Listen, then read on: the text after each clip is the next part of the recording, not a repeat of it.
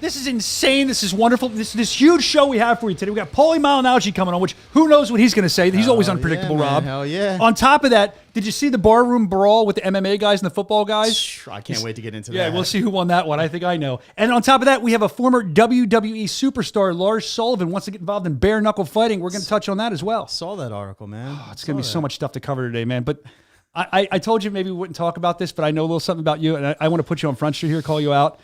Right before the show, what a consummate professional Rob is. Got his car stolen. This is legitimate. Rob got his car stolen. Look at this man. Get a shot of my friend who got his car stolen. And he's smiling. He's still in a good mood. Can you tell us about what happened, Rob? You got a car stolen. I don't even know where to begin. So I'll try to give everybody the short and sweet of it, if there is anything sweet about this story. So I'm driving home from the office the other night, and I hit a giant pothole. I mean, something that just sunk my car in. And as soon as I hit it, I'm like, it's curtains. It's curtains. My tire's gone. And it's like, da-dum, da-dum, da-dum, da-dum. And I'm on 95. And there's like, brutal traffic. I'm like, all right, let me try to get over real safe. And as I'm trying to get over to the right-hand lane, try to get into a safe spot of the shoulder, excuse me. There's already a cop there. There's already 2 other cars with their hazards on. And I'm like... A lot of people hitting potholes, all right? Yeah, same pothole. I pull over.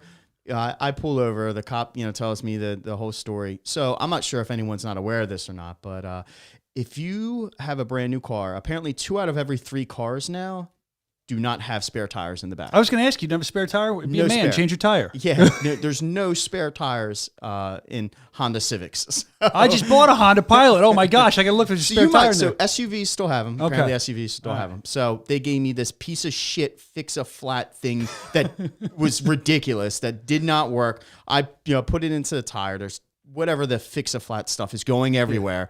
It's not inflating. I'm like, this is insane. I call Honda. I'm like, look, you guys send a tow truck out. And as I'm opening the door, I almost get clipped by a semi, and I'm like, man, I'm not dying on the side of the highway for this car. No, not for something like this. Yeah. So I actually spoke to the police officer. He said, actually give me a ride home. I said, awesome, thank you. You're not used to getting a ride home from a police officer in that kind of way. Usually you're in the back of the car. Yeah. It's been a while. Felt comfortable, I'm sure. He opened the door, and my hands are in front of me, not in back of me this time. You weren't sitting on that horrible, hard surface in the back. So what happened? He gave you a ride home? Yeah, so he gave me a ride home, and I contacted Honda Care, and they contacted a tow truck company to come out. They were going to come out, pick up the vehicle. Yeah. I contacted them. I said, hey, just a heads up, I'm not with the vehicle. And, they'll be there in about an hour. Everything's going to be taken care of. Just leave your key in there. Said, what? Yeah. Can I make a comment on that right away? Am I allowed to talk about what I think about that? Yeah, man. Inside job. Come on, hit us in the chat. They told him to leave his car in the ignition, the car keys? Well, I didn't even tell him that what happened yet, so we can't even tell him that. I'm telling you, if the keys are in the car, it's an inside job. But go ahead, sorry. Yeah, what? Yeah, so that's just funny in and of itself. I contacted the tow truck company directly because I get an automated message. Within the message, it says you're not able to ride into the cab, so make sure you find an alternate means of transportation. So I'm like, okay, that's fine. I didn't want to stay with the vehicle anyway. Yeah. I call them. I say, look, this is where my key is at. This is where my car is located at. Just do me a huge favor. Call me, text me. Just let me know that you get there, that you pick the vehicle up, and it's going safe to my dealership to get repaired. That's it. We're talking to Rob, just so you know if you're just tuning in. Rob, who just got his car stolen right before the broadcast. I found out before the broadcast. I didn't know about all this. He just got his car stolen. He's here with a happy face, and he's telling us what happened. So, Rob, continue. I'm sure life kind of sucks for you right now. Yeah, so now I'm back home, and I call them again. And I'm like, hey, I didn't hear anything back from you guys. And they're like, yeah, we have all your information. They're going to give you a call when they touch base. I go to sleep. I wake up. I call my dealership. Hey, did you get my car? We don't have your car. Wow. I'm like, okay. So I call the tow truck company and listen to this. I got to pause myself. He's frustrated. Yeah. Listen to this bullshit story that they tell me. Right. So their thing is they canceled the pickup to the vehicle because the driver was sleeping in the driver's seat. You were sleeping in the driver's? What, of your car? Yeah. So apparently the driver came out, knocked on the window, and the window was fogged up. So there was somebody sleeping inside, so they left. Oh, wow. I'm like, whoa. I'm like, what? So you show up to a vehicle that knowingly I wasn't there. I touched base with you guys. You didn't call me. You didn't text me. And if you did, I would have then contacted the police because I'm not in the car, man. Inside job. Inside job. I mean, are you allowed to comment on that, right? Come on. I think so. Where are we at? Do you have so your car sure. back right now? So, all right. So my car, the next day I get a call from, I contact the police. Police are contacted and, I had to report my car stolen. I have to go into the state police to, go through all the exercises. I leave 10 minutes later. I get a call back by a local township police department. Okay. And the strangest thing, they're like, hey, do you have a 2018 Honda Civic? I'm like, yeah, I do. They're like, they just dropped it off. Someone just dropped off your vehicle at a local gas station. Dropped it off. And I'm like, who picked it up? I'm like, what tow company picked it up and dropped it off there? I was supposed to take it to Honda. Mm-hmm. And then he's asking me these strange questions, like, who are you with? And I'm like, with my friend who's actually one of the co-producers for the show. I'm with my friend now who just took me to the police station. He's like, oh, where are you guys at? I'm like, we're at Walmart. Why? What's going on? Well, we just want to ask you a couple of questions and come on in and make sure you're who you are. I said, okay, cool. Your car's impounded. I'm sorry. They stated my car was impounded. I'm like, whatever. I'm just going to go take care of it. So call the state police back. Hey, I just left. My car's getting impounded by the township. Just wanted to give you guys, some more information. Oof. I'm driving to the township. My car's on the side of the road in the gas station still. I'm like, what? So I pull over. I'm like, oh my God, my rim is absolutely annihilated, right? Yeah. So rim's annihilated. Make a long story short. Too late. Yeah. I'm trying. It's a horrible story. Man. I feel bad you're reliving it. The shop guy comes out and says, some random dude dropped your car off. Some random dude drops your car off, says, switch the tire out. Like, we got to order a tire for you. He hops out of my car, hops into another person's truck that was sitting outside the bay, steals that truck and takes off. So they see that, they call the police, and that's how they interacted. Yeah. So wait, that was okay, good. I'm glad I went. They stole another car after they stole your car, so they got a better car. They upgraded. Matter of fact, I think we have a picture of your car up there. This is the car we've been. I don't know why you'd even want that car back. Look at it. It's a hoopty. That's not my car. That is your car. Don't lie to the people. That's your car. You drive a hoopty. Producers, is that certainly not my car? Producer, is that not Rob's car that we just threw up there? You just have to say that you're fine when you're not really fine. What is that? You just can't get into it because they would never understand. I don't know what that was. I thought I was going to talk to a producer. They'll never really understand. Well, Rob, that's about your car. We wish you luck, and we're going to be following that story and in the chat. Drop it if you've maybe had a car stolen. I don't really know anybody's ever got a car stolen. This is a first for me, and it sucks. And everyone you feel I spoke violated, to, right? Yeah, it's. You do. I mean, I understand it's your personal belongings and stuff like that. But are you? So you have the car in your possession now officially? No. Well, I do. I have it. Yeah, it's a dealership. But they're going through the exercises now, and I got claim adjuster. And I dig that. Yeah, it's fun. So, I mean, I feel bad because we have to transition. Let's talk about what happened last week. We have to get moving here because we're on a schedule. Last week, Mr. Malo, I believe he calls himself, Brandon Lambert, we've heard all about him. I don't know fighting like you do. Mm-hmm. I've heard people say that he is not probably the best fighter, but he is hilarious on Instagram. And he was in the chat last week kind of trolling. That's what he likes to do. Yep. And he ended up trolling Tyler Goodjohn. That's one of his favorite pastimes. So we have some video of him. He was showing up the fights and everything as Tyler Goodjohn. Let's go to that video right now. We have that Tyler Goodjohn impersonation. I love it. Yeah, he's awesome, man. It's he's coming hilarious. up. I mean, it's the point where he's from what I heard, he's going to other shows dressed as Tyler, and he won't even answer as Brandon Lambert. He answers as Tyler Goodjohn. Like, he won't answer you if you ask him. Brandon. Yeah, before this whole thing, he had his own skit, but here we go. Let's check it out. Here's him as Tyler Goodjohn. Now that I took care of the green here, geezer, this message is for you, Lars Palomino. I'm going to come out here from UK, come to America with no gyms, no coach. I'll catch COVID, and then I'll meet you in the ring, and I'll roll and get my ass beat, and I'll blame it on the trip. I'm a fucking superstar. I love that he ends every one of these videos with "I'm an effing superstar." I mean, that's a spot on impersonation of Tyler. I don't know if that fight's ever going to happen. Brandon might get killed if that fight does happen. I'm being honest. I mean, you don't know. I have to see more of Tyler. Yeah. I mean, he needs a couple of decades of training prior to hopping in the ring with him. But as far as a character and doing that stuff on Instagram, even if the fight doesn't happen, I was saying this on the Fight Sport Focus podcast last night when I was on. Shout out to those guys. They're awesome. Yeah, shout out to those guys. I was saying this, like, even if he doesn't fight, we want to see the fight, but I'm entertained by the stuff he's doing on Instagram. I'm cool with that. Dude, he is trolling the hell out of him, man. I mean, I think he's getting under his skin a little bit, and he put up his own 10K, man. You got to respect he that. He had that on the Instagram, $10,000 in cash. 10,000. Wow, 10 grand. I wish I had that kind of money to offer people to fight me. Yeah, I'd fix my car. I would be, yeah, right. Buy a new car. Buy a new car. But let's talk about another kind of fighting. So it's a controlled kind of fighting. WWE, another hot topic going on. And this is interesting because you wouldn't have seen this. You would not have seen this headline even 3 months ago. This shows you that we've become more mainstream as a bare knuckle fighting championship organization. Former WWE superstar Lars Sullivan, he decided he's leaving WWE. Got his release. He left, and he wants to do bare knuckle fighting. That was the headline. We have the headline right here. You can check it out. I don't know if they put it up yet, but Lars is a big dude. 6'3", 330, we're talking, sports background, played football in high school. Then he got into bodybuilding. He met Bobby Lashley, who works for WWE now and used to fight. I think he still fights for Bellator once in a while.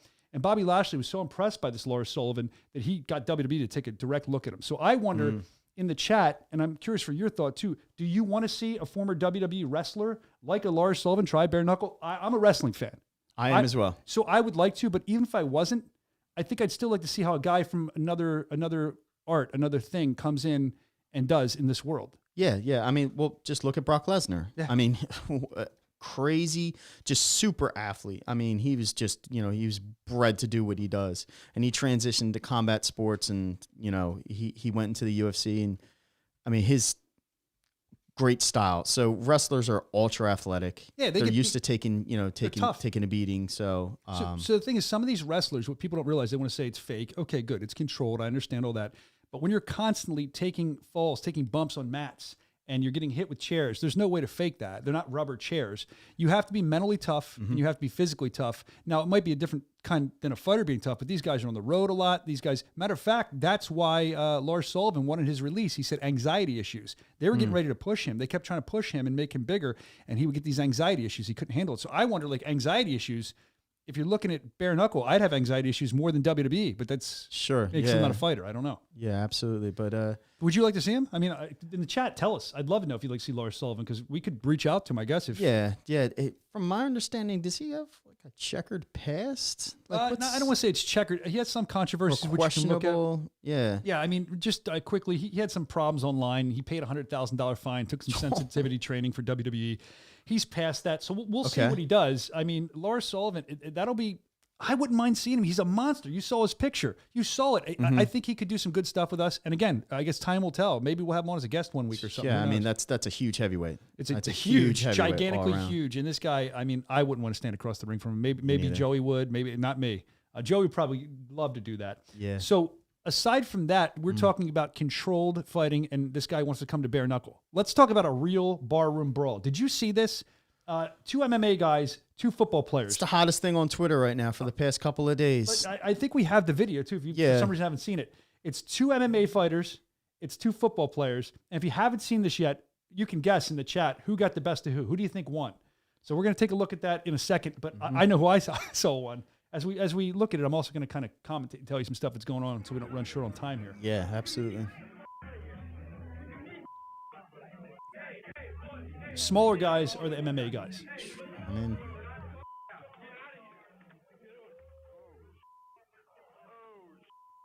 Man, with the takedown, dude, he had no chance. Then his buddy goes down, and apparently, Rob, well, I mean, this is what we're seeing. The MMA guys coming out on top. But somebody was telling me a lawyer released a statement. Now, I think it was one of the MMA guys, one of their lawyers, because I don't know. I don't know what it said. Somebody just kind of told me this before we went on the air. But my thing is, I think one of the football players should be releasing the statement. They should have a lawyer immediately say, "We are not wimps. This wasn't. We slipped on a banana peel. The floor was wet." That's what I'd have my hype man putting all that out. That guy is a football player that, I'm not sure about Oh, the into guy the that wall. just got slammed there. I mean, Into that's the wall. brutal. Apparently, his orbital bone was shattered. He had to get reconstructive surgery. Do we know what caused the fight? I don't even know what caused it. And that's the thing. Some of the things I don't like is trying to comment or trying to weigh an opinion on getting into something.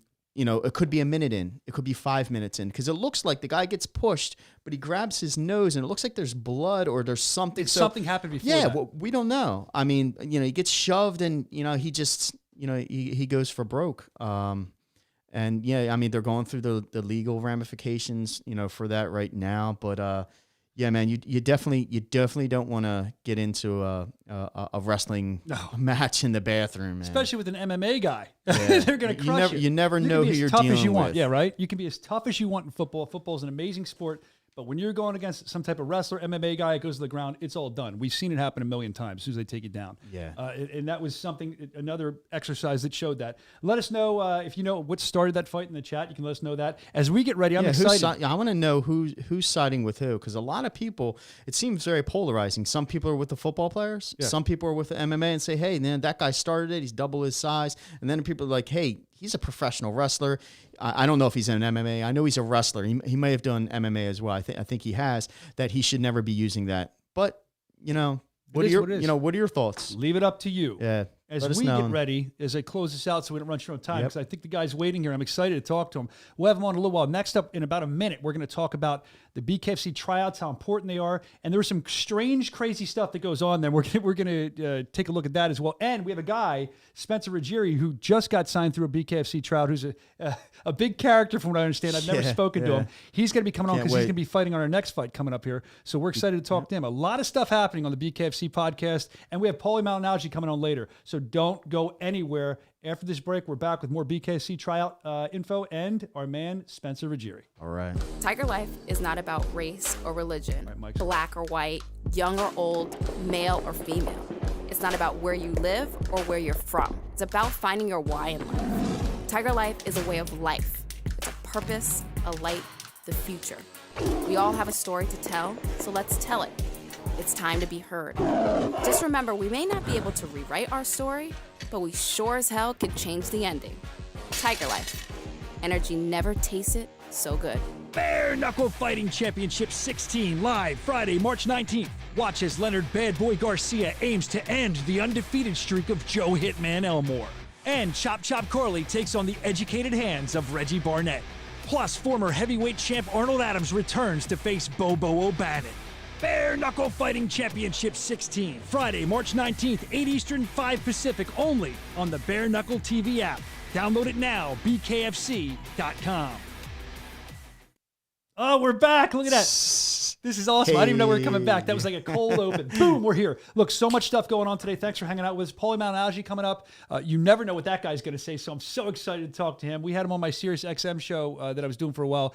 He's like, I refer to Paulie as a lawnmower. You pull the string and he goes. And that's a compliment, So man. true. That's such a compliment. So true. But right here now, I want to talk a little bit about BKFC tryouts, which are very important. We constantly get emails, messages about how you can try out. And there's a lot of different ways. Just go to one of our tryouts. Like our next tryout's happening the day after our next show in Birmingham.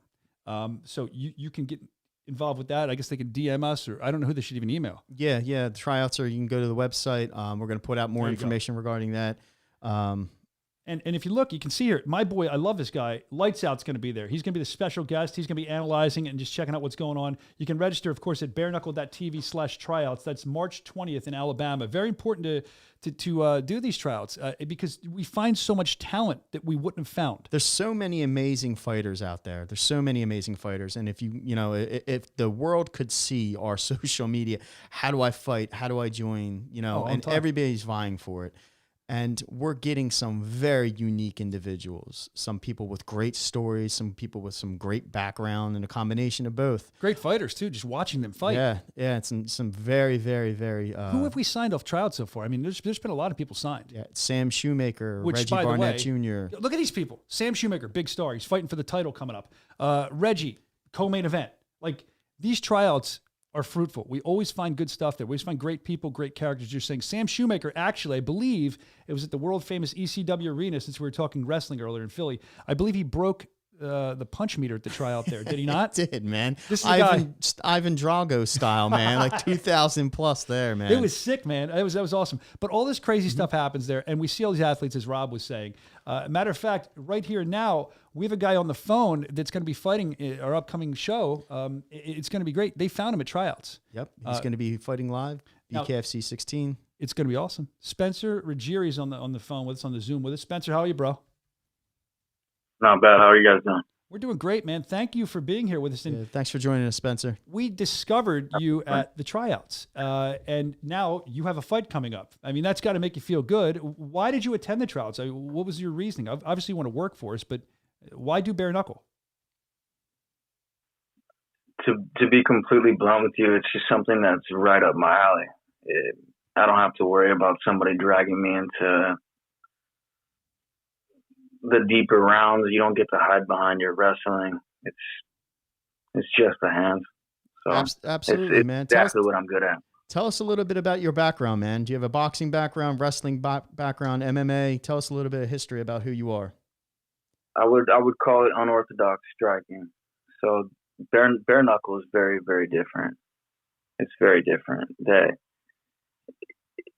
Almost like a street fight, but at the same time, it's those one punches, those single backhanded jabs, like you can peel the skin off of somebody's face with a backhand.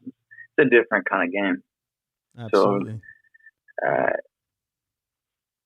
the game based off of reflexes, based off of a single shot, based off of counter punching, becomes very dangerous. And it's everything that I've always been extremely good at. So what have you done before this? He was talking about your background, and I mean, have you been fighting for years? Is this something you want to try? No, all underground. It's all unsanctioned smokers, little fights. I've been watching from what I would call like the dark, and waiting for an opportunity for bare knuckle to kind of expose itself, and it took place. When I saw the tryouts, it was no question that I was going to fly out and I was going to go do what I'm supposed to do. And that's awesome. You flew in there from where? From California. Wow. This guy wanted it, man. You can tell. I mean, you can tell by talking to him that he'd been plotting this for a while. But I love that you're here, man. I love that you're fighting coming up for us. Anybody at the tryouts, being a fighter, you're always probably looking for competition, looking at what other people are doing, trying to pick up things, as well as developing yourself. Was there anybody at the tryouts that you saw that you think that you'd like to fight, or that could continue to be a star for us? Is there anyone that stuck out to you, and why? I go in kind of blind to those kind of things. I don't really watch other fighters. So you just do you. Not my concern. You just do you. Yeah. You get paid to fight. Whoever they put in front of you, kind of thing, you're going to defeat. That's your goal. Of course. Yeah. Of course. So it doesn't matter. You're not calling about. You're not looking. You're just fighting. How many fights do you think you've had? You talk about underground. How many fights do you think you've had? Maybe 8. Okay. 8 or 9. Okay. And of those 8 or 9, what was your record looking like underground? I'm undefeated. Undefeated. I love that. Okay. So I saw the highlight on this guy, man. Oh, you did? He's legit, dude. I can't wait. He's scary. I can't wait to watch you fight, man. So underground wise, you come out of that and you're coming into bare knuckle. Now, David Feldman, Bare Knuckle Fighting Championship, has done, in my estimation, an amazing job at taking bare knuckle from the smokers, that you call them, from the underground, and bringing it to a worldwide stage. It's got to be exciting to be here now to fight. I mean, you've been waiting for this. So what are you feeling right now when you find out you have a fight? I'm numb. I don't feel fucking anything. Well, let's hope you're numb too in the squared circle. See, this is the type of guy you do not want to fight, I'm man. I gotta tell you, this is the type of guy that's very quiet. You always be careful for this dude. He will take your head off, man. Silent but violent. I'm excited. I'm excited to see him. I saw his highlight reel. I saw him at the tryouts. Man, this guy's he's legit. So coming up, of course, it's Leonard Garcia, the bad boy, versus Joe Hitman Elmore. That's March 19th. Spencer Ruggieri going to be on that card too. We found him at tryouts, and we're so excited that you're here with us hanging out, Spencer. And, we love it, and we appreciate you coming on. You want to plug into your social media? Do you have social media? Where can people find you before we let you go? Yeah, it's Ulfedden Bare Knuckle. I love it. Or you can look up just my name. I love it. Spencer Ruggieri, a fellow Paisan, I guess, Italian. Ruggieri, I'll take that. What's your favorite Italian dish before I let you go? Come on. Probably just old school spaghetti marinara, man. That's right, man. Marinade. You say like a Paisan. Marinade. We appreciate you coming on, man, and we wish you luck. Eat some meatballs, too. Chat, pay attention to this guy. I'm calling it right now, Brian. I'm calling it right now. This guy's going to be a top defender, a top contender, excuse me. In a year or two, this guy is going to be he's a guy to look at. All right, you're a guy to look at. Spencer Ruggieri, man. I'm excited to look more at what you have to offer, and I can't wait to see you climb the ladder here in BKFC to be like the major superstar that you deserve to be, man. So happy you're here with us. Thank you for coming on. Thanks, Spencer. There goes Spencer Ruggieri. That guy, I thought I expected something different out of him. I didn't think he was going to be so calm. And like you said, the calm people are always the ones that make me a little nervous. They just sit there. I am scary. Numb. I am a Terminator. I am numb. Dude is scary. Somebody will lose. This fight, I'm telling you, it might be over in like 15 seconds. It would be over if I was in the squared circle. When he was walking to the squared circle, it would be over. I'd leave the squared circle. I wouldn't even fight. That's me, though. I'm not a fighter. A lot of good stuff coming up. Paulie Malignaggi coming up. We're excited for that in a couple minutes, just a couple minutes away. But we're talking about tryouts right now, BKFC tryouts. They're so important to go to. A lot of people want to know when the next tryouts are. We're going to flash it up on the screen in a second, let you know. It's going to be with Chris Lido. We love that guy because we always try to bring a special guest to help analyze the fighters in Alabama. That's the night after our next big show. It'll be March 20th. It's all down there if you want to get involved. bareknuckle.tv/tryouts. Also at the tryouts, we found this other guy, and I was kind of looking over our content director's shoulder, who's an absolute genius, love Evan, and we both saw, it's like, who's this guy? And I didn't even need to know his name. I didn't even need to know his name. He kind of, if you cover his face, like this part, like this, he kind of looks like Stone Cold Steve Austin if you cover the beard. Mm-hmm. But I think this guy is way more to be reckoned with than Stone Cold Steve Austin. This guy just has a very crazy guy, past. Man. So the last tryout, as you said, we have Chris Lido coming out to the next tryouts. The people that were selected from here, Chris Lieben was there. So he's looking for the people with the biggest heart, those that have the skill set. He knows what it's like to be in that, squared circle. He knows what it's like to be in bare knuckle, and he's looking for those individuals. He's looking for the people that are hungry, that are ready to scrap and ready to go to war, and will do anything. And if nothing else, though, Rob, if nothing else, you also, if you show up and you don't get picked, you can show up another time, I'm sure, but you also will get a Chris Lieben or a Chris Lido who will be at the appearances like Chris Lido coming up, and you can kind of sit under their learning tree so you can pick up some new weapons for your next if you time don't get, worst case scenario, you're learning from one of the best that's ever done it. Yeah, it's really cool that these guys are wanting to come to these awesome. Tryouts. That shows you how much they want to build the sport as well. But the guy I was talking about before a minute ago, if you cover his face, he looks like Stone Cold. He could be even tougher. He is tougher than Stone Cold. The story this guy tells when he sits down at tryouts, I'm like, who is this man? I'm afraid to meet him, but I want to meet him. He's huge. Wait till he tells you his stats, and wait till you hear what he used to do. Let's go to that video clip right now. Talk about real. So real. And, here he goes. My name's Adam Stewart. I'm 31 years old, and I'm 8-1 as a professional heavyweight boxer. I just quit my job 2 weeks ago to chase my dreams of being a heavyweight champion of anything. Great company I worked for 8 years. But something inside was just telling me, you want to be known as the Mr. Air Conditioner guy, or you want to be known as the heavyweight champion of the world. Most of my whole family been in prison in and out their whole life. Grandpa's dad, little sister. I chose to go that same route. I looked up to, that type of person, and I was an angry, mad kid. I found similar kids, same situations, other dad, and we would go around the streets downtown Phoenix, and we would smash heads for fun. We would take turns, saying, call people out, say, fuck you, to a grown-ass man when I was 15 and 16 years old. And they'd say, hey, you little punk kid. And I'd walk up and knock them out cold. I kept taking it to the next level. I used to run around with a 3-foot-long sword. And I would rob people with it. I was 6'5", 270 pounds, when I was 17 years old. And I would go around with a 3-foot sword. I'd kick people in the chest and say, give me your fucking wallet or I'll chop your fucking head off. So that kept happening. We ended up stealing some guns. Sawed them off, pistol grip, shotguns, and we roll around robbing people. What, dude? I mean, like I didn't see the whole clip, Rob. I saw the sword. I saw the sword part, And I didn't hear this at all. No, this is all new to me, I man. thought that was amazing, the sword part. Not that he robbed people, but that a guy his size would need a sword to even do anything. I would see the guy, he'd be like, give me your money. I'd be like, here you go. Yeah, here you go, man. I mean, and what do you just go to pick up a sword and walk around town with it? Like, I got to meet this guy. I want to learn more about him. The shotgun stuff freaked me out, but he's huge. He's huge, and he's built for the sport. And it sounds like he's rehabbed himself, which we're glad about. 8-1. I guess he was in HVAC or HVAC or heating, air conditioning, and in that for 8 years to drop his career. Wow. I mean, you got to applaud the guy.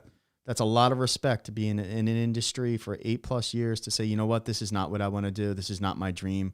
I'm going to pursue my dream. He's taking a risk. It's a huge risk, man. Do you think if he ends up fighting for BKFC on one of the main events when it's time to get paid, do you think he'll come to the guy who pays him with like a sword? You think he'll come with a sword, swashbuckle him a little, Zorro style, He-Man, the powers within him, all that stuff? Yeah, I guess we got to get security to walk him around. I'm going to shake the guy's hand. I want to be your friend. You're amazing. But that's who we find at tryouts. I want to get this guy on the podcast. We will at some point. But he's also one we were just talking about with Spencer Ruggieri. Mm-hmm. He's so calm, this guy with the sword. He's so calm when he talks about these tales, which that makes me a little more what's the word? Nervous, I'll say, because that's the word I'm looking for.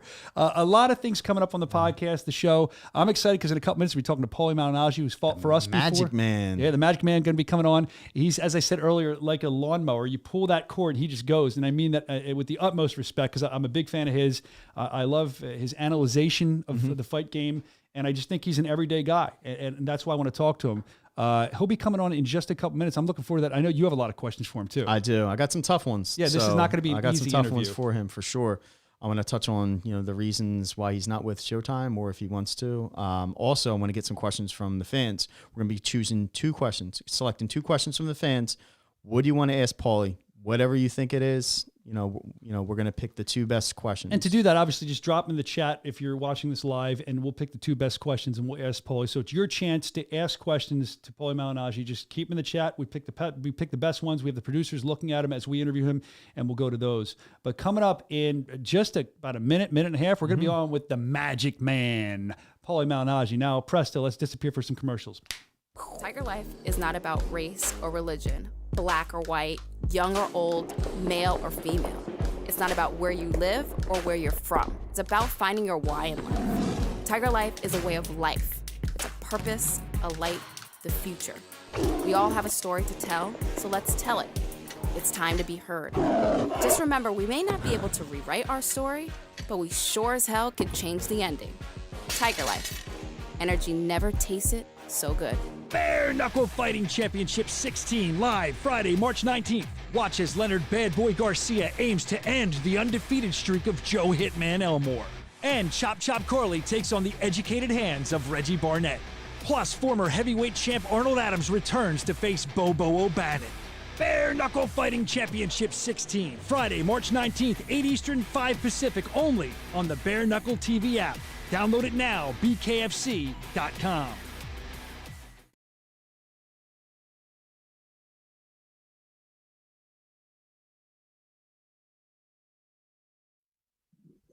And we are back. Excited about that big fight coming up. Right. I mean, Joe Hitman Elmore is going to be absolutely amazing against, of course, Leonard Bad Boy Garcia. Reggie Barnett Jr. versus Chop Chop. Another just banger we're looking at. I'm excited. I'm really excited for this. And I'm excited for Paulie Malignaggi, who's coming up soon, too. He was at Knuckle Mania, and it really seemed like he was enjoying the action. It's fun to watch anybody, especially fighters and athletes, enjoy the action because, they've been in there before. Paulie's fought for us before, and he has a professional boxing pedigree, too, behind him. So that's another great thing. We have Rob entering the room again. Rob ran out because Rob wanted to get some merchandise to show you. Rob, walk through the camera. It's fine. It's fine. But you look better when I look better when you walk through. Rob's back. He's got, what's new gear? Limited edition. Before we get to Paulie Malignaggi, let's look at the gear. This is important, too. It's fresh, man. You going to show I love it? Yeah. Limited edition. And how can they get that? Shop.bareknuckle.tv, or you can go to BKFC.com. I'm going to put my headphones on. Yeah. And that's some of the new merchandise that Rob wanted to show. And I think later on the show... We're doing limited runs now, Brian. So make sure that everyone grabs your merchandise today. Limited runs. Nice. Look at us.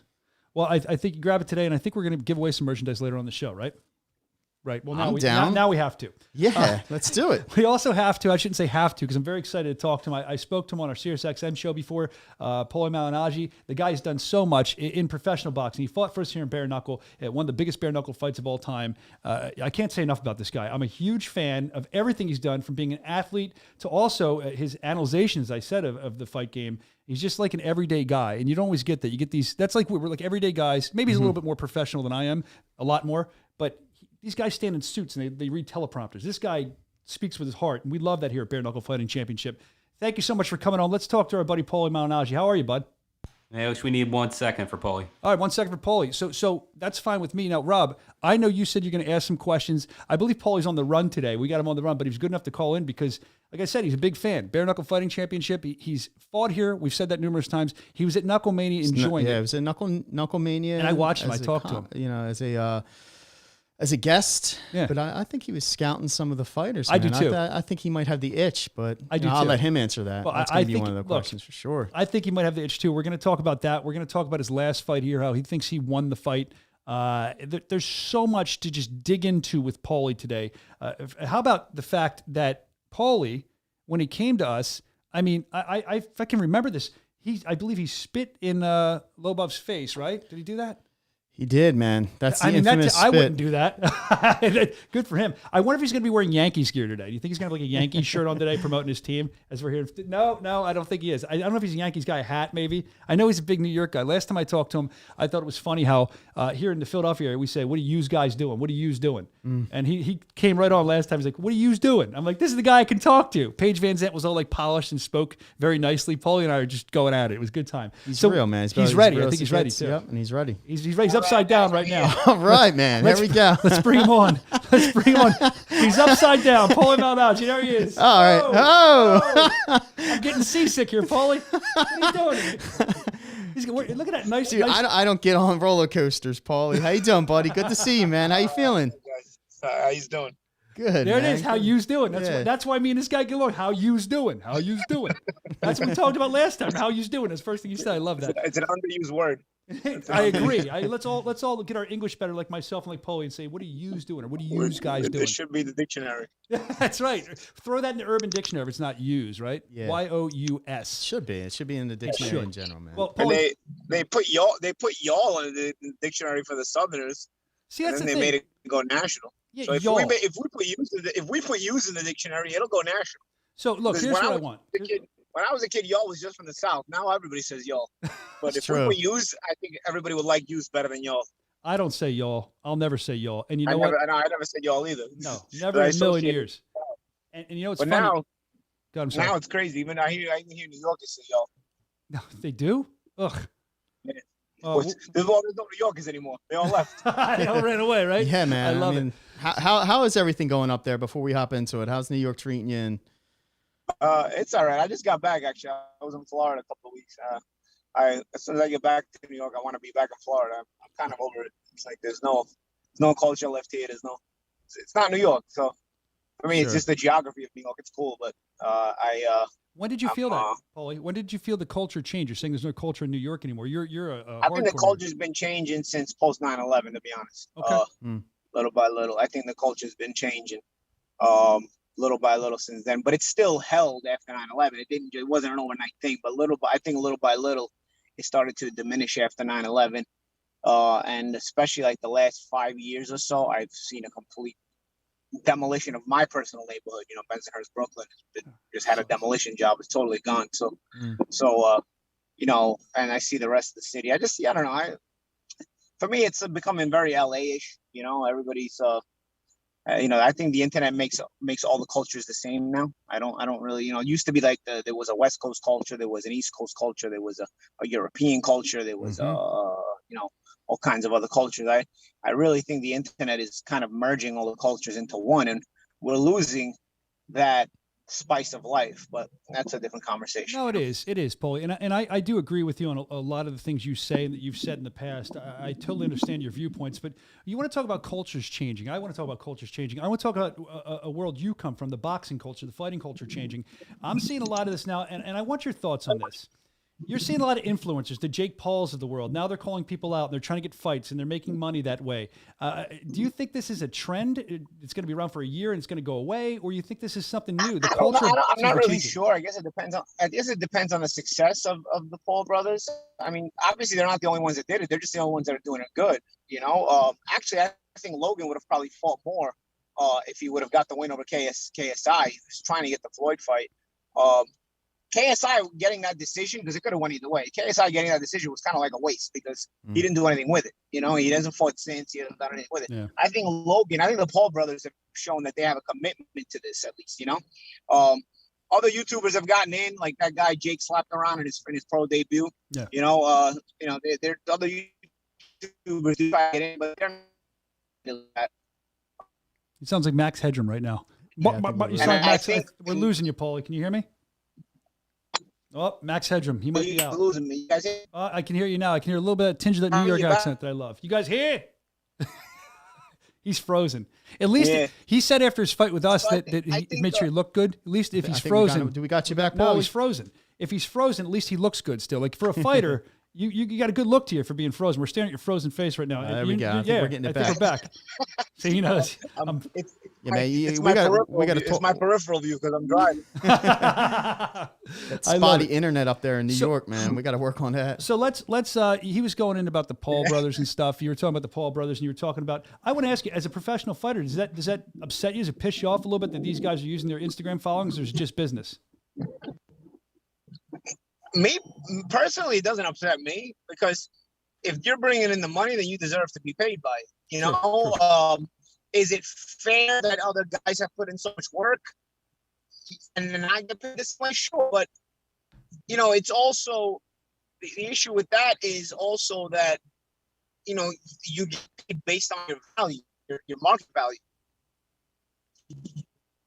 This is a total Max Headroom. Yes, I can hear you kind of. So listen, while the connection's coming a little, I don't mean to overtalk you, Paulie, but while the connection's coming in a little clearer, while it's clearing up, I mean, maybe we could talk about this really quick because we have a clip we want to play. If you can hear me, Paulie, we want to talk about your time when you fought here. You want to speak on that fight a little bit, Rob? It was a really good fight. A lot of people still talking about it. Yeah, it was a great fight, Paulie. Your reaction at the end of the bout, which we have an audio clip of that. You thought you got the W. It was kind of split. Let's hear what he had to say. Let's hear the audio clip. Let's do that. They don't judge enough boxing matches out here because we don't do shit as far as boxing out in Florida. And maybe these guys ringside haven't watched the fight since the 20th century and they didn't know how to judge it. I love that. So why were you saying that type of thing? I mean, we watched the fight. We know why you were saying it, but can you talk a little more on that fight that you had where you thought, and a lot of people thought, that you were the clear winner? I mean, I thought I was in total control of the whole fight. Even when I broke my hand, I knew my hand was broken. I've broken my hand enough times to know when it's just in pain and when it's actually broken. I knew the instant I broke it that it broke. You guys hear me? I can hear you great. We got you, buddy. Uh-oh. You guys hear me? Yeah, I can hear you great, man. Clear as crystal clear. This is live radio, baby. I think, I thought I was in control of the whole fight, even one-handed. I mean, he wasn't really hitting me. The problem with bare knuckle fighting is it's not a problem, but the fan base is MMA, and MMA fans are probably the dumbest fans that when it comes to professional sports. They're gonna judge stuff on weird. They don't judge on effectiveness. They judge on stuff like blood and if your leg is bent backwards. It doesn't matter if you're weak. Once that kind of stuff happens, it doesn't matter if you're winning the fight anymore. Because I was actually handling Lawbuff pretty easily. He never had me uncomfortable at all, even when I was fighting him one-handed, and I was pretty much outlanding him easily with the one hand I was using. He was pressuring me a little bit more when I was one-handed, yes, but he was walking into most of my shots. I went off balance 2 times due to the lefty versus righty matchup, and our lead feet are tangled a couple of times, and I don't know if that gave people any reason to maybe think that I was off balance because of a punch or something. Truthfully, I thought the commentating team was very poor. If you're using one hand for 3 rounds, somebody in the commentating team is supposed to understand that and realize that. I know I would. When I was commentating, if I saw one guy not using one hand, I would have brought out that he's possibly injured, or he's possibly there's might be an injury to the hand. I very clearly didn't throw a right hand for 3 rounds. Yeah. The fight is 5 rounds. I'm not throwing a right hand for 3 of them. And you can't, and I know my body language is supposed to sell you, because that's what, I'm supposed to sell you so that my opponent doesn't know I'm one-handed and doesn't attack me like crazy. Mm-hmm. So I have to sell it to law ball with my body language. But in selling it to law ball, you still have to have the commentating team that's actually not sleeping and not be sold on it as well. I understand fans get sold on it. I understand even the opponent can be sold on it. That's the whole point. Yeah. But the commentating team is supposed to pick up on that. And they didn't. But nonetheless, it did make the fight a little bit closer. But I didn't think it was anything. I didn't think there was any question about who won the fight. I mean, I was never uncomfortable in the fight at all. He got me in that one clench. It opened the cut. The cut looked bad, but I do have a lot of scar tissue. So if you put me in a situation where I'm going to rip open, I'm going to rip open. You know. But I mean, honestly, it was one of the easiest fights of my life. So and Lobo, he came, he brought it, but my hands. The only damage I took really was my hands. I wasn't even sore the day after the fight, which I didn't think was possible when you fight a fight and not get a first round knockout. I wasn't sore the day after the fight. It was crazy. And to that, Paulie, so you fought your fight. Excuse me. You thought you had the decision, and when you heard Artem be announced as the winner, your reaction was, we played the tape. You said you were thinking about giving this bare knuckle,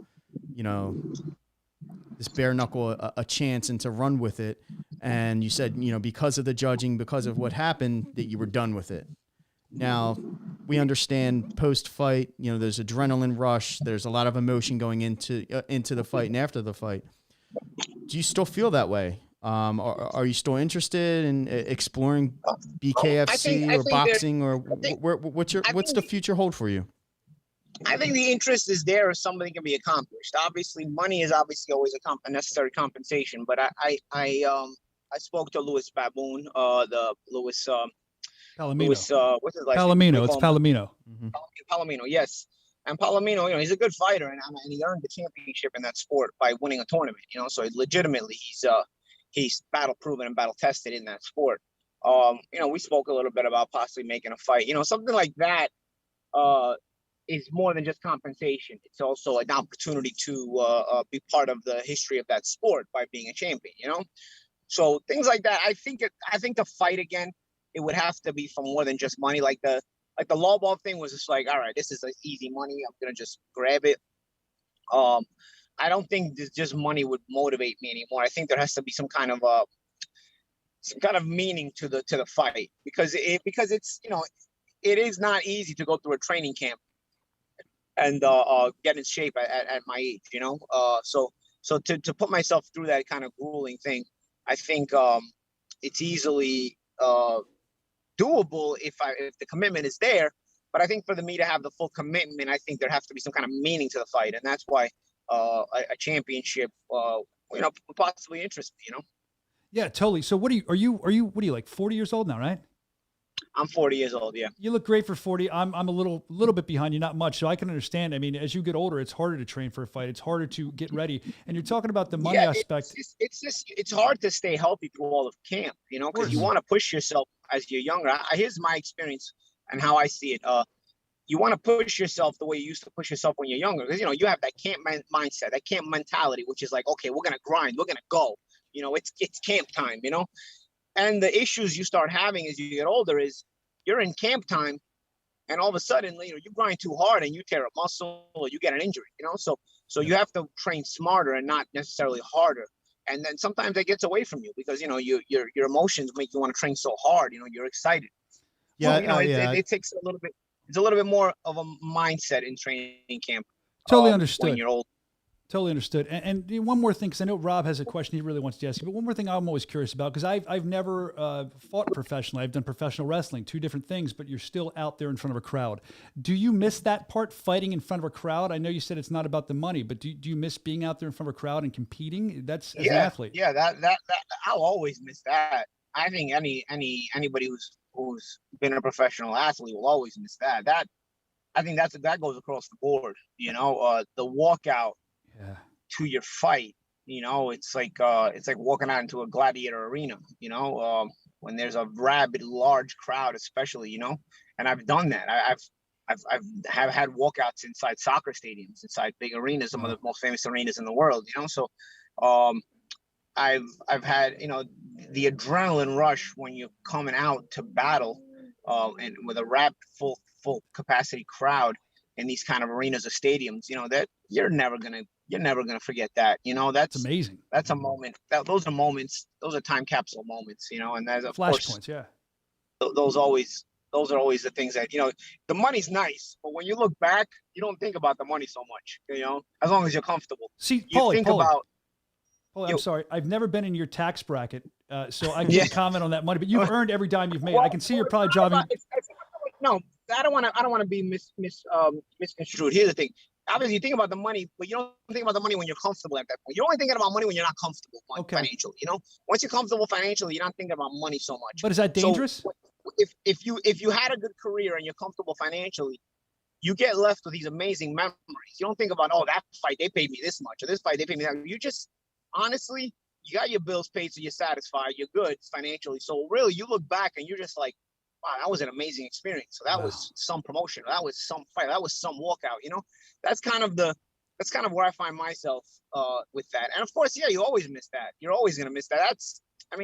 I think anybody who's been a professional athlete will tell you they always miss that. You know, there's something really, really special about those kind of moments, those kind of feelings that words really don't do the justice to it if you try to describe it in words. Understood. Totally understood. And, you know, we're excited to watch you walk out everybody. I said the other day, I was just saying that it's so interesting because when you're watching these fights, you shouldn't just watch what happens in the squared circle. You got to watch the walkouts. You got to watch how people look in their eyes. You got to watch the backstage shots. We give you all this access so you can look at people's eyes. And as a fighter, you could probably see it too, if there's some nerves going on there. But I know we have limited time with you left, but we do this thing with fan questions. So we have some great fan questions Rob has. We pull from our live chat that's going on right now. Yeah, we have a couple fan questions. First question, Paulie, who was the better commentator, George Foreman or Roy Jones Jr.? And how important is it to have a retired boxer as part of the boxing commentating team?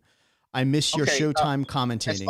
As far as retired boxers, I think it's important, but it can also be counterproductive. It depends, okay? Because a lot of retired boxers are friends with the boxers, so sometimes they'll play the role and do much favoritism to their friends. So while the retired boxers give you an in-depth analysis, more so even on the emotional side of it as well as the technical side of it, you got to be careful with the friendships and the bonds they have with certain fighters, because they have bonds with certain fighters that announcers and media will never have. So you want to be careful that they're not being biased towards certain guys. That was going to be my question. Would there be a bias, and do you notice a bias in some of the commentators that are friends I would with notice it. I don't know if people would notice it. I would notice it. Of course, I also know the relationships between the fighters and the fighter commentators. So sure.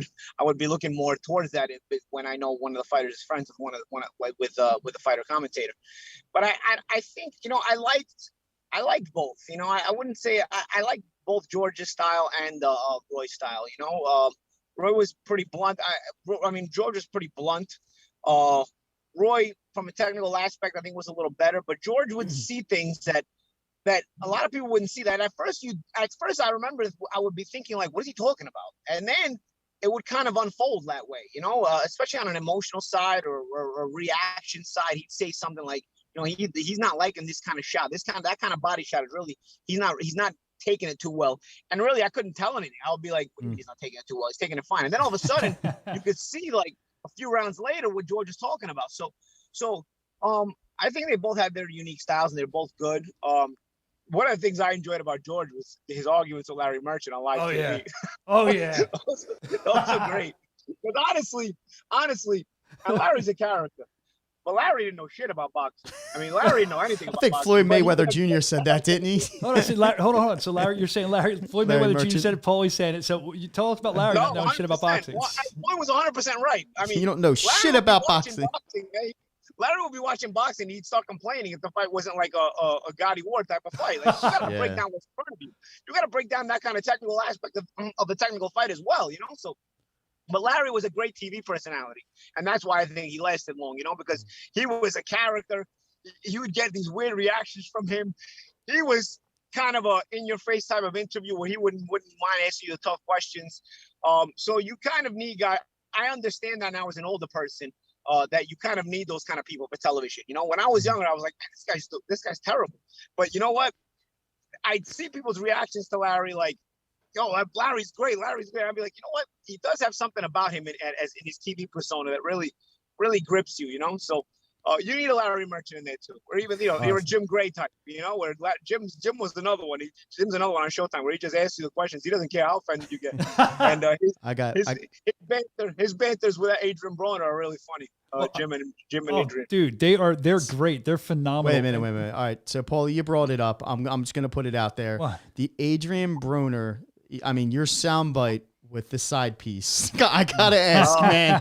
That is timeless. Dude, I can watch that thing for hours. Where did that come from, man? You got to fill the fans in, dude. That was absolutely wild. Here's what came from. The girl wasn't that important, but I started to dislike the fact that the whole media was playing it like a soap opera type of thing. Like, because I was really aggravated because, first of all, I was actually seeing somebody at the time. It was like something more serious.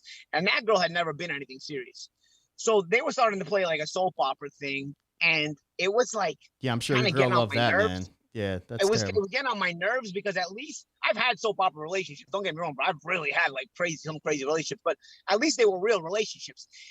And if the media gets a hold of one of your soap opera relationships, it can be annoying, but it's even more annoying when it's a fake soap opera relationship, you know? So I was like, they was just running with this whole thing in the media, and I had never really done anything except really slept with that girl a handful of times, you know? And hung out with her a handful of times as well. You know, don't get me wrong, we hung out a few times. But she was what I said she was, you know? So I'm not going to repeat it here, but she was what I said she was. Holy, and then when Adrian, I had just got the Showtime job. I literally just got the Showtime job 7 months before this fight. 7 months before the fight.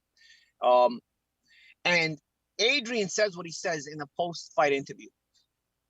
On my mother's eyes, when I took off towards him, I'm telling you right now, everybody asked Adrian about this. Nobody asked me about this. When I took off towards him, when I made that rant right after, I didn't go there to make the rant. I went in there to blindside punch him. Keeping it real. All right. In the 1 or 2 seconds that it took me to cross the ring, my mind also went to my Showtime job as I'm running towards there. So as I'm running towards there, I get there and I stopped myself from blindsiding him because I was going to knock him the fuck out right there. Like I would have cold cocked him right there. And that was the intention. So when I suddenly just run right over there, and I suddenly pop into the picture, I'm caught in no man's lane now because I took off to sucker punch him, but then I'm not going to sucker punch him. What am I doing here? Go shit, Showtime. All right. Yeah, we're at Paulie, I got one more question, one more fan question from Jillian Slowwater Banks on YouTube. Showtime boxing isn't the same without this man's commentating, and that is a fact. And one last question. That's the second person that's mentioned Showtime. I know you guys have not seen eye to eye. Not sure if you want to even comment on it. If you do, awesome. If not, completely understand. But yeah, everyone understands and respects your opinion in the boxing world, your expertise, and just not having you is just it's bad. It's bad for the sport. Yeah, but everybody makes their choices, you know. And they run a conglomerate over there, a big corporation, and so they have to all make their choices too. At the end of the day, you're going to have to make a decision as to what do you prefer more. Your product being the best it can be, or your product being diminished, but everybody having the same political views. So, I mean, that is, and when you're in charge, you're allowed to make those kind of decisions and live with the kind of results it gets you. So regardless of what fans say about it, there obviously wasn't enough backlash in the reverse to write to Showtime, to email Showtime, to go at Showtime and say, you guys got to keep Paulie. There was enough complaints from racist people. I'll tell you. I mean, black people can be racist. I don't give a shit what they say in college. There was enough complaints from racist people where I think there was a demand for a little bit of a change or whatnot. And I didn't get defended. I don't think enough. So while it's nice to hear these things and everything like that, I think the momentum probably forced Showtime to, make a decision, and they're allowed to make that decision because they're the ones in charge, you know. So I really didn't take it as any hard feelings. I had a good bunch of years there. Listen, Sure did. I was able to make a lot of extra money that led me to making certain moves in my life that I wouldn't have been able to make if I hadn't had that job along with the fighting. So, and because of that, I'm comfortable today. And if it wasn't for that job, I wouldn't have been able to be in the position where I'd be comfortable today, with the extra money I made there. So, I can't say there's hard feelings. It's disagreement, but I don't think there's hard feelings. Definitely, it would be too strong to say that. Understood. Thank you for being so open and honest about that and everything today. It was a pleasure having you on, Paulie. I mean, you in my mind, with your analyzation, you're legendary. I think you are still one of the best out there. I can't wait to see where you land. Hopefully it'll be here in BKFC. I'd love to see you fight again. I'd love to just work with you. I think you're incredible. And I know that Rob enjoyed talking to the fans as well. Thank you so much for your time, Paulie. Yeah, man, we really appreciate it. Where are you going, by the way, Paulie, in your car? Hold on. I want to know where you headed. You're in the car. Where are you going? Right. I'm actually going to Queens. I got an appointment. I'm in Long Island right now, but I've got to drive through Queens. I'm in traffic. It's annoying, bro. Of course you are. Honk your horn for us. Yeah. Oh, I didn't think he was going to do it. Okay, all right. That's why I love this guy. Paulie Malignaggi, man. Thanks for coming on, bro. I love the hat. Two Italians watch today. out. The old New York, you honk like that, you end up in a street fight. Well, that's why I was hoping would happen. We'd catch you'd be just fine. York, so nobody does anything. Now they just kind of look, they get scared. Bro, sometimes the horn is essential. I was in Florida last week and I was texting at the red light, and I look up, and the light is turning yellow back to red. Like I was texting throughout the whole green light, and the people behind me didn't honk at me. Like that's what you need to honk at me. I want to do it too. So like honking is actually a courtesy sometimes. It's not just a fight. Somebody in that moment needed to honk at me to tell me the light was green. Yeah, I get nervous when people do that. I start like sweating. I'm like, oh my god! Yeah, that's the last thing I want to do is honk at Paulie Malignaggi. They see it's you, and he hop out in Queens, dude. I'm done. You're done. I'm sorry. This is I wasn't honking at you. All right, people here just get too offended. Even with the high beams, I know in Italy. When I'm in Italy, you only pass in the left lane. You do not pass in any other lane. Right? Here, everybody passes in every lane. Oh. But when you're going too slow in the left lane, somebody flicks the high beams at you, and you move over. It's a courtesy, yeah. Over here, if you do any kind of high beam flicking, people get offended. It's like flipping them the bird. We gotta lighten up. Yeah. I didn't know you were so intense on your driving. I love that. That's why I like you, Paul. You're intense about everything. Again, I know you have somewhere to be, an appointment to be at. So good to hang out. This was the second Paisan we had on the show today, 2 in a row. We had Ruggieri. Now we got Paulie Malignaggi. And thank you so much, the Magic Man. And hey, plug your social media before you go, man. Oh, at Paulie Malignaggi on Twitter and on Instagram. That's it. All right, that's awesome. Stay in touch with Paulie. Hopefully we have you on again soon, man. Thanks for coming on. Thank you very much, Paulie. Great talking to you. All right. We're getting ready. Guys. See you, bud. Take it easy, man. Later, brother. We're getting ready to head into our next segment, which is BKFC Ask Me Anything. So in the chats, you've been saying throughout the thing, you have questions. Anything you want to ask us, you leave it in the chat right now. And we're going to come back, and we're not only going to answer anything you want. Any questions we see, we're going to answer. But on top of that, we have Big Ben, who won a big, it was the Unreal contest, right? The fan contest. The Ultimate Fan Contest giveaway, man.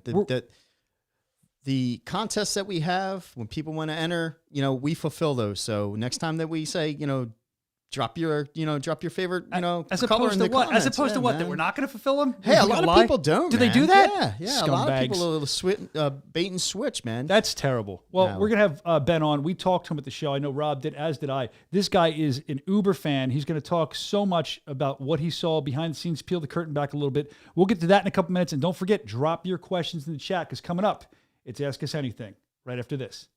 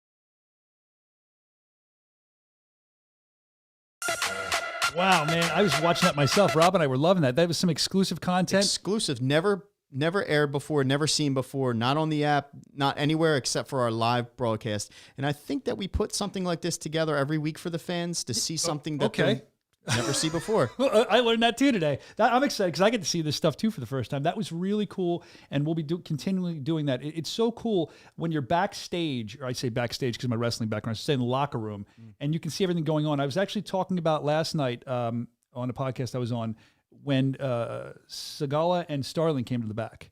And I'd forgotten about this moment till one of the guys in the podcast brought it up. They got a standing ovation from the locker room. When they came back through the curtain, I don't know if we have film of that. I'd love to see that on here if we do at some point, maybe next week or something. But they got a standing ovation as well. I mean, they deserve it. They opened Knuckle Mania with a barn burner. And I just think that kind of stuff is really cool because you don't see that all the time. So we'll be revealing exclusive content as well coming up on the show. I think it's going to be great. And we're doing Ask Me Anything now, which is in the chat section. I think we have a couple questions coming up. I don't have my cheaters on, but I'm going to try to read these unless you have them on your phone. Oh, here we go. Are you going to do events in other countries? That comes from, what's that say? Guerrero. Yeah, Guerrero. Guerrero. Are you going to do events in other countries? Guerrero. Just so happens we have Bare Knuckle Kingdom in Thailand. There's actually a trailer that we're going to be releasing today. A trailer for Bare Knuckle Kingdom, which is bare knuckle boxing in Thailand. That's going to be awesome. That's part of our growth, man. We're expanding rapidly. They're asking about other countries. That's just, to me, from what I can see, I know nothing. They tell me nothing. I'm just here. But I am. I'm a moron with a mic. I always say it. But the thing is, we're expanding rapidly. You can see it. I mean, we're going to Thailand. What's next? That's what's going to be awesome. So thank you for asking that question. That was a great question. Let's see what else we have here. Let's see. When is Britt Hart getting her much-deserved rematch? That's the question. Rematch. Yeah, that's not up to me, man. I don't know. I can't answer that. I can throw it to Rob, see what he thinks. Hey, man, the big boss just dropped some very, very, very big news. Apparently, we have a tentative date for Paige's return versus a potential fighter. Oh. And, before you came in, we have Paige Van Zandt that's going to be on this podcast next week. So we're going to have Paige live. Yep. Oh, that's cool. So she's going to be announcing her next date or her next fight date, her potential opponent. I'm not sure if it's contractor signed in. And again, Big Boss Man has leaked a couple of things to me that I'm going to hold off on that. The Big Boss Man, really? Big Boss Man from Cobb County, Georgia. He leaked it to you? Yeah, I mean, there's some exciting depth in the women's division. It's going to be crazy, man. Rob has a one-step mind. Rob's going somewhere. He doesn't respond to what I say. The Big Boss Man was a professional wrestling reference. I thought he would appreciate it because he's a pro wrestling fan. He did not. So I definitely appreciate it, man. Just too much with the law in the past couple of days. Rob got his car stolen. Rob got his car stolen if you're just tuning in. So we do feel bad for him about that. So these Ask Me Anythings are great. We were supposed to talk to Big Ben. I heard that, but apparently Big Ben took the money and ran. Apparently we gave him this big thing. He's still a fan, but I don't know if he had to work or whatever it is. So Big Ben, he had to hop off the call. Our call with Paulie ran a little bit too late. As you said, he's kind of like a lawnmower with all due respect. He's awesome to talk to. That's Big Ben up there, though. Big Ben hanging out. That's our contest winner. With Lieben. I mean, he got to meet everybody. He was so excited, Big Ben. It was expenses paid, right? Flights, hotel rooms, and he got backstage access pretty much. Yep. I mean, he got to see everything, and he was so excited. This guy was, I don't think he slept for 3 days afterwards. The and ultimate it's not because winner. of Tiger Life. It's not because of Tiger Life. And he got all the Tiger Life he could drink. I met him. I met his wife. There you go. That's probably why. Great. That's probably why he's not able to come on today. He's probably working so hard at his job, chugging Tiger Life. He's not going to stop. That's what it does. The why in life. So, any other fan questions you have coming in that you can see that you've been given? I think that's it, man. BKFC in Nashville one day? ? Absolutely. Our goal is to take this in every state in America, and I mean every state, national, international. We have to take it one day at a time, one step at a time, getting legalized in different territories and different states. It's a process. So just, hang tight. With COVID-19, it obviously derailed a huge chunk of our goals for 2021. Did it ever, man? Did it ever? Because what I was seeing packed arenas. I mean, we're seeing them as packed capacity as they can be right now. But I was seeing full arenas. If you look back on the app, you get the app, you look back, you can see, and it's so exciting. Matter of fact, Knuckle Mania was amazing, right? But I kept thinking back there, as amazing as it was, could it get any better? I thought the only thing that could make it better is something we don't have any control over. And we sold the place out with COVID restrictions. But if that place would have been sold out, can you imagine that crowd? It would have been rocking. That's where we're headed, man. That's where we're headed. Rob, we're going to have Paige Van Zandt on next week. We just found out about that. Yeah. Maybe we're going to figure out when she's actually going to fight. We're going to ask her that question. I'm going to ask her. You're going to ask her. I want to know. You want to know. I don't know if we have an opponent picked. I don't know who she's fighting. We're going to find all this stuff out. That's next week. And I think, for this week, I think we pretty much exhausted everything we had. Yeah, I think we did, man. Well, we got some really, really fun stuff in store for the fans out there. I think we're going to have one of the BKFC 16 fighters on the card that will be joining us as a surprise guest. Yeah, I love the surprise guests because a lot of times they're a surprise to me as well, Robin. And it's exciting because you like that. You don't know, you don't come in prepared, so it's very organic. And we're very transparent here as well. We tell you that all the time, so you can kind of help us build. We're building this together. And I guess, like I said, that's it. Thank you for hanging out in the comment section. Do me a favor. Be sure to spread the word. You can share this. You can comment. You can like it. Just make sure you do something so we can get more people to experience BKFC and kind of join the family because you're not viewers. I feel like they're almost family. I feel like we know a lot of our fans. And we have the limited edition. We're going to give away some merchandise right now. So all you got to do is just share this, and we're going to give away a brand new Bare Knuckle limited run t-shirt. And for those that are not watching live, we appreciate all the fans that watch us live. For those fans that are just tuning in after the fact, we're going to be giving you guys some awesome merchandise as well.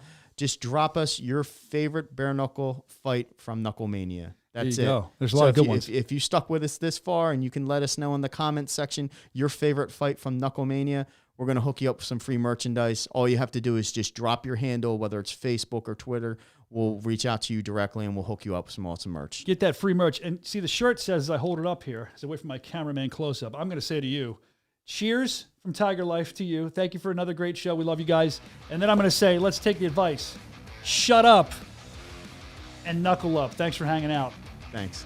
Knuckle Fighting Championship 16 live Friday, March 19th. Watch as Leonard Bad Boy Garcia aims to end the undefeated streak of Joe Hitman Elmore. And Chop Chop Corley takes on the educated hands of Reggie Barnett. Plus, former heavyweight champ Arnold Adams returns to face Bobo O'Bannon. Bare Knuckle Fighting Championship 16, Friday, March 19th, 8 Eastern, 5 Pacific, only on the Bare Knuckle TV app. Download it now, bkfc.com.